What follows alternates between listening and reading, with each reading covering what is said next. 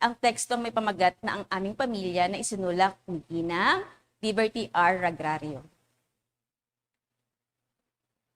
Sabik ako na gumising ng maaga sapagkat nais kong masilayan ang sikat ng araw na nagbibigay kulay sa ganda ng mga bulaklak sa gilid ng aming munting tahanan. Habang hinihintay ang malakas na sigaw na naglalako ng kesong puti at sariwang gatas ng baka ni Mang Bert,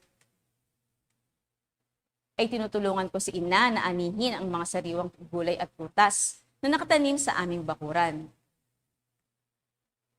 Tuwing katapusan ng buwan, naghahanda kami ng aking mga kapatid ng isang masayang awitin dahil makakapiling namin muli si Ama. Nais namin siyang pasayahin at pawiin ang kanyang pagod mula sa paghahanap buhay sa malayong lugar. Ang aming munting tahanan ay napupuno ng kasiyahan at pagmamahalan tuwing uuwi si Ama, subalit naiibsan ito malipas ang 2 araw dahil kinakailangan ng bumalik ni Ama sa kanyang trabaho.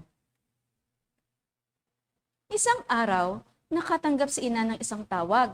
Baka sa kanyang mukha ang labis na pag-aalala.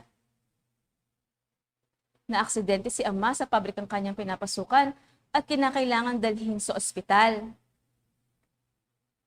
Agad na nagpasya si ina na lumuwas sa Maynila upang bantayan at alagaan si Ama.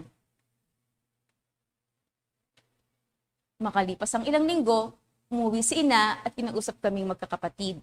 Kinakailangan na naming lumipat ng Maynila upang doon na manirahan. Nabigla kami sa desisyon nila Ama at ina, subalit alam namin ito ang makakabuti para sa aming pamilya. Iba sa aming nakasanayan, kinakailangan na rin ni ina na maghanap buhay upang sumapat ang pangangailangan ng aming pamilya. Katuwang na siya ngayon ni Ama sa pagtataguyod sa mga gastusin sa bahay. At bilang panganay na anak, ako ang nag-aalaga sa 2 kong nakababatang kapatid at nag-aasikaso sa aming bagong tahanan. Ilang araw pa lang ang nakakaraan, subalit ramdam ko pa rin ang pangungulila sa lugar na aming nilisan. Batid ko na mas makakabuti sa amin ang aming ginawang paglipat dahil hindi na kinakailangan ni Ama at ina na maghiwalay. Sa tuwing kinakailangan ni Ama na pumasok sa kanyang trabaho. Nagsulat ba kayo ng mga mahalagang impormasyon mula sa teksto inyong napakinggan? Natandaan niyo ba ang mga ito? Ngayon naman idadako tayo sa mga pagsagot sa tanong mula sa tekstong inyong napakinggan. Narito ang panuto. Type sa comment box ang letra ng tamang sagot. Handa na ba kayo?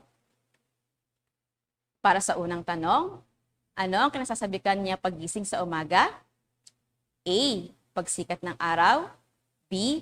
Paglubog ng araw. Na-type na ba sa comment box ang inyong sagot? Kung letrang A ang inyong sagot, mahusay. Kayo ay tama. Para sa ikalawang tanong, ano ang ginagawa nila upang masaya at maibsan ang pagod ng kanilang ama? Para sa mga pagpipilian, letter A, isang makabagbag damdaming tula, or letter B, isang masayang awitin. Na-type na ba sa comment box? Kung letter B ang inyong sagot, mahusay, kayo ay tama. Dumako na tayo ngayon sa ikatlong katanungan. Bakit kinakailangan na magtrabaho ng kanyang ina? Para sa mga pagpipilian, A, upang makatuwang ang ina na nagsasalaysay sa pagtataguyod ng gastusin, or letter B, dahil sa nawalan ang trabaho ng ang ama na nagsasalaysay. Na-type na ba sa comment box ang inyong letra na tamang sagot? Mahusay mga bata kung parehas tayo na letter A ang sagot. Kayo ay tama. Para sa ika-4 na bilang, bakit nagkaroon ng pagbabago ang kanyang nakasanayan? Narito ang mga pagpipilian.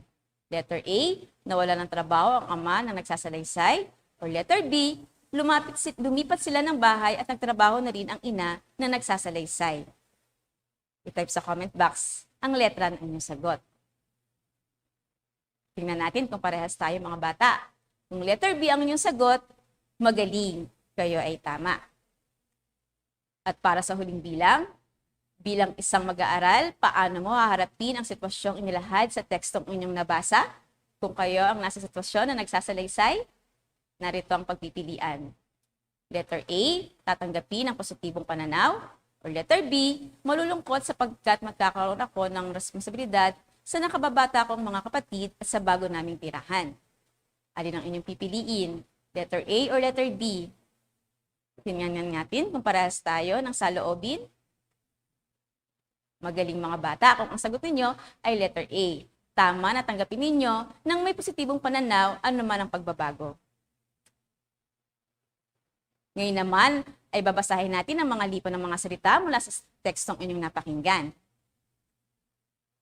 Una, ganda ng mga bulaklak. Pangalawa, malakas na sigaw. Pangatlo, kesong puti. Susunod, sariwang gatas ng baka. Meron ding dong sariwang gulay at prutas. At naroon din ang malayong lugar, munting tahanan at masayang awitin. Tandaan ninyo mga bata, sa pagsulat ng sanaysay na naglalarawan, kinakailangan na kumpleto ang bahagi. Una, kinakailangan na may pamagat. Dapat ay may kinalaman sa tema o paksa. Pangalawa, panimula. May nakakaingganyong introduksyon, maaaring magbigay ng mga kasabihan o tanong na sasagutin sa katawan ng sanaysay. Nakita natin ito sa kanina sa napakinggan ninyong sanaysay. At para naman sa ikatlo, katawan. Dito inilalatag ang mga idea at sagot sa mga katanungan na ibinibigay sa panimula. At para naman sa ikaapat na bahagi, meron dapat na konklusyon o pangwakas. Pangwakas na bahagi ng sanaysay na magsasama-sama ang idea bilang kabuuan at mag-iiwan ng magandang pangwakas na opinyon. Para sa mga dapat na lamanin ng isang sanaysay na naglalarawan, una, A, nilalaman, pagsunod sa uri at anyong hinihingi, kinakailangan na may lawak at lalim ang pagtalakay. Pangalawa, mahalaga rin ang balarila. Kinakailangan na may bastong gamit ng wika at salita, baybay, bantas, estruktura ng mga pangungusap. At ikatlo, kinakailangan at mahalaga ang organisasyon. Ibig sabihin nito, lohikal na pagkakaayos o daloy at pagkakaugnay ng mga idea. Inyo ring tandaan na ang tulang naglalarawan ay gumagamit ng mga pang-uri at madisenyo ang pagkakasulat nito. Maraming mga salitang patalinghaga ang magagamit rito. May tulang naglalarawan sa anyong malayang taludturan, sapagkat walang sukat ang pantig, ngunit may tugmaan. Balikan natin ang tula sa panimulang gawain, ikalawang tahanan. Paaralan ko'y itinuturing na ikalawang tahanan. Malawak na silid-aralan, nagsilbing kandungan. Mga aralin, doon ko natutuhan. Sa mahusay na guro, tiyak ikaw ay gaganahan.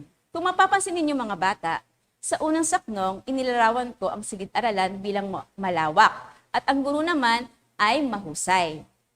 At inyo ring mapapansin na may tugma sa bawat huling letra ng salita at ito ay ang letrang N. Sa pangalawang saknong naman, pagdating ng araw, kapag ako'y profesional na, mahal kong paaralan ay aking babalikan upang magpasalamat sa ipanamanang karunungan dahil sa aking ibinigay magandang kinabukasan. Sa ikalawang saknong naman, inilarawan ko naman kung ano ang damdamin para sa paaralan at kung ano ang kahinatnan sa kinabukasan. Ngayon naman, tingnan nga natin. Para malaman kung gaano kalalim ang inyong natutunan, ay narito ang aking hinanda para sa gawaing pagpapaunlad. Basahin natin ang panuto. I-type sa comment box ang angkop ng salita upang makabuo kayo ng saknong ng tulang naglalarawan. Ang pamagat ng tulang naglalarawan na inyong bubuuin ay walang katulad, na muli isinulat ng inyong lingkod.